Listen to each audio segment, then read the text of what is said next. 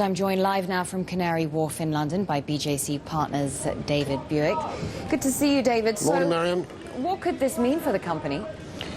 Well, I don't think the fact that Eric Daniels is going to retire in a year's time, or possibly even in a shorter period of time, will come as any surprise. I think the announcement came out of the blue, but I suspect that he and Sir Wim Bischoff, who was appointed chairman to succeed Sir Victor Blank a few months ago, will have had this in mind, because I think when you've had such a terrible larruping, which Lloyds and HBOS has had, saw the shares down from about 235 pence down to a low of 22 pence in 2008.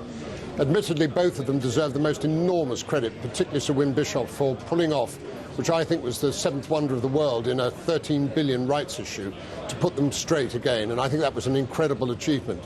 But I think probably many shareholders, particularly institutional ones, will think it's time to move on. Of course, the government owns 42% of this bank, and therefore in normal circumstances they would have no role to play in the appointment. But I suspect that anybody who's got a tinge of investment banking about them is unlikely to get the nod from the government. I think what we're likely to see is some really strong, level-headed, solid commercial banker coming into the frame. I think Douglas Flint is an obvious favourite at around 3 to 1. He's the finance director of HSBC. He's a terrific chap, but I think he's in dead men's shoes with Stuart Gulliver above him and Michael Gagan. Then, of course, you've got Graham Beale, who would probably fit the bill very well if they could get him out of the Nationwide Building Society. And we mustn't forget Fritz Seegers, who did leave Barclays recently. He's a 7-2 shot with us. Again, I think it was a disagreement with Bob Diamond over policy, but I think he's a very good banker.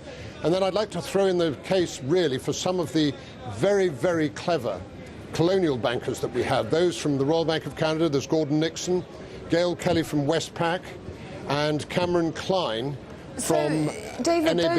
those are the favourites to succeed Daniels. What sort of challenges is Daniels' successor going to face? Regulation. It's quite ironic, Maryam, that in the course of the last 2 weeks, we've seen 3 chief executives stand down from clearing banks.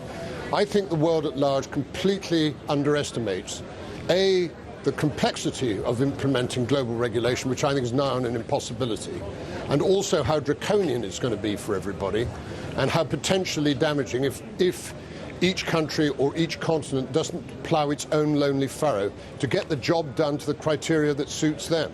And David, a UK government-sponsored commission this week begins taking evidence in its inquiry, as you well know, into the structure of banking. Does it make sense to separate retail from investment banking? Can't think of a worse idea if I dreamt one up myself. Terrible, terrible idea. Big is beautiful. It's just as simple as question of this, that if you are a big bank, you can afford to take risks in certain percentage of your capital to give to small businesses, which the likes of Vince Cable have been whinging about for the last 2 or 3 months. If you break these banks up, they're going to be even more vigilant than they have been to date. So you need to have banks in place, both investment and retail banking, and if you want to put more capital towards investment banking, so be it. Big is beautiful, though I'm sure many would dispute it. Nevertheless, David Buik from BGC Partners, thanks very much.